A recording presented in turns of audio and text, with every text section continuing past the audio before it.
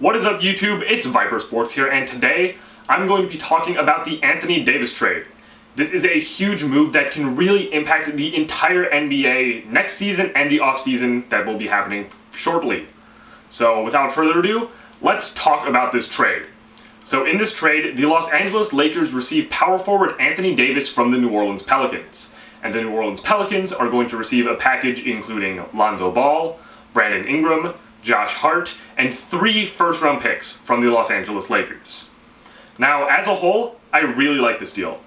The Lakers get a second star, which to me is really what they needed. In the Western Conference, and just the NBA as a whole, but primarily the Western Conference, you can't win with just one star, and that's what the Lakers were with LeBron James. They needed a second star to even have a chance at being successful, and Anthony Davis really can be that guy. Now, for the Pelicans, I think in return for Anthony Davis, they got a great haul that's really going to make the rebuild go a bit quicker.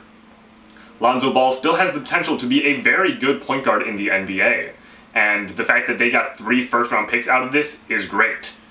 Getting Brandon Ingram definitely fills a hole that they had at small forward. They really didn't have anyone too great at that position, and Brandon Ingram still has a lot of potential. In addition, they are most likely going to be drafting Zion Williamson with the #1 pick in next week's draft, and he's going to be a great power forward, and I really like the young core that this team has. In addition, one of the 3 first-round picks is the #4 pick. This gives the Pelicans a lot of options with 2 top 4 picks. They could draft someone such as potentially Jarrett Culver at 4 to fill a hole at shooting guard and get another young player to add. He would probably be on the bench to start, but could eventually get into that role that Drew Holiday is currently in, as Drew Holiday is a bit older and he doesn't really fit the time frame that the Pelicans look to be currently going with. Now, back in terms of the Lakers, I think this is a great deal for them, but I also am slightly worried about this. #1, giving up 3 first-round picks is not necessarily the best move historically. It could be different this time, but there have been deals in the past, such as the Paul Pierce and Kevin Garnett to Brooklyn deal, where including multiple first-round picks in that deal really didn't work out. Now, I'm not saying Anthony Davis isn't worth 3 first-round picks. I definitely would consider that, as I did in my trade scenario with the Atlanta Hawks. That was in my last video. If you haven't watched that, definitely check that out. But my main reason for saying that the Hawks should be willing to give up 2 or 3 first-round picks for Anthony Davis is because all those picks would be in this year's draft, not spread throughout future drafts. That really sets up a scenario where if this trade doesn't go well, if Anthony Davis doesn't perform well, if he gets injured, if something doesn't go well with the Lakers, the Pelicans are going to get a lot of very good draft picks out of this. So for the Pelicans, that would be a great thing, but for the Lakers, that would be horrible. It would put them in a franchise-crippling position, basically. In addition, I definitely believe that the Lakers are a playoff team now. They have to be a playoff team with 2 stars. But I don't know how far they can make it with 2 stars alone. There have been plenty of teams in the Western Conference who have tried this, trying to make an NBA championship team out of 2 stars and a bunch of other good veterans and role players and other guys to fill out the roster. Look at a team like the Houston Rockets, Chris Paul and James Harden. They're both amazing players. I don't necessarily know if I would consider Clint Capella a star. He's a very good player. But really that team is centered around Chris Paul and James Harden. Look at the Oklahoma City Thunder, Russell Westbrook, Paul George, a bunch of other pretty good guys, Steven Adams, Dennis Schroeder, other good players. But they are really centered around 2 stars, and they've been good teams, but they've never really been great. They've never had the chance to make the NBA Finals, and I understand a part of that is because the Golden State Warriors exist. And with Kevin Durant and Klay Thompson most likely out for most of, if not all, of next season, and DeMarcus Cousins still unknown whether he's going to be the player he was prior to his injury with New Orleans, this year really is the year to try to take control of the Western Conference. If you're a team like Houston, a team like Oklahoma City, who has been good but never really able to take that next step to greatness, this has to be the year you do it. Because really the Warriors dynasty might be coming to an end.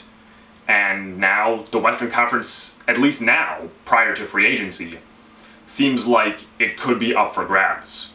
Now mentioning free agency, there's still a lot to do in free agency, especially for a team like the Los Angeles Lakers. 2 stars can't win the West, so they're going to need to get a 3rd star in order to potentially make an NBA Finals, in my opinion at least, as of right now.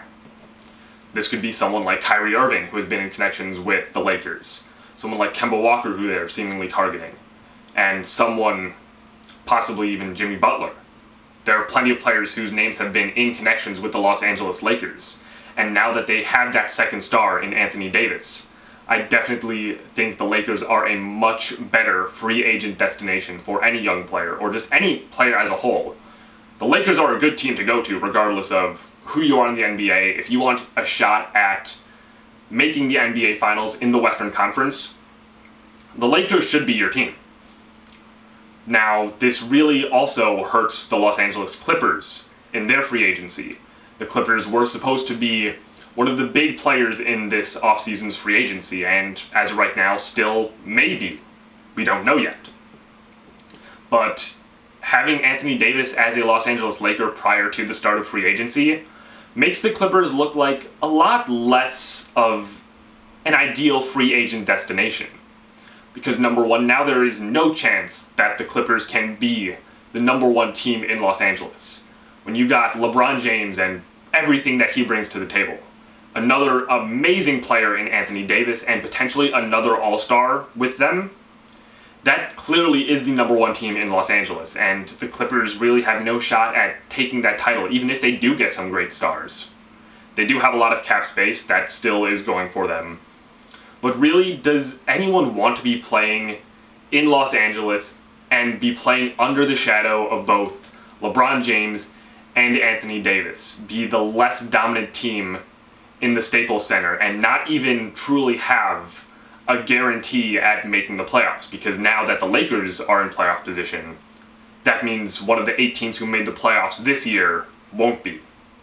In addition, I think there are some other great young teams who could potentially try to push for the playoffs this year. Teams like the Sacramento Kings, who, with a bit more playoff experience, or just really any experience, just playing together, that core of De'Aaron Fox, Buddy Hield, Harrison Barnes, Marvin Bagley, and Willie Cauley-Stein, assuming they keep him in free agency, could be very good in a few years, maybe even this upcoming season.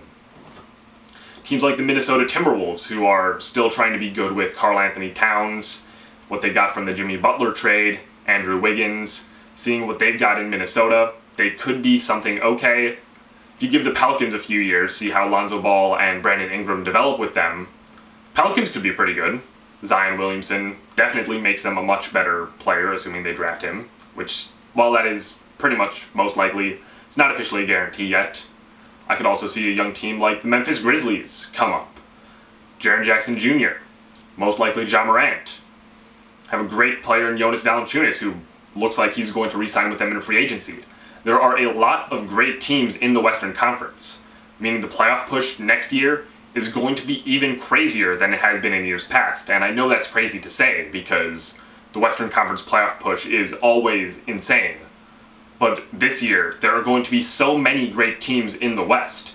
You need to get as good as possible. You need to get as many all-star players in free agency. Teams need to go all out to go from being a good team in the Western Conference to being a great team in the Western Conference, which means one of, if not the best team in the NBA. The Anthony Davis trade has a huge impact on not just the Lakers, not just the Clippers, the city of Los Angeles, not just on what the New Orleans Pelicans are able to do in the future with their rebuild, but on the entire league. So those are my thoughts on the Anthony Davis to the Lakers trade. And now, I want to hear what you guys think of this trade. Please leave your thoughts in the comment section below. Like the video if you enjoyed, and subscribe if you're new. This has been VyPr Sports, and I will see you in the next video.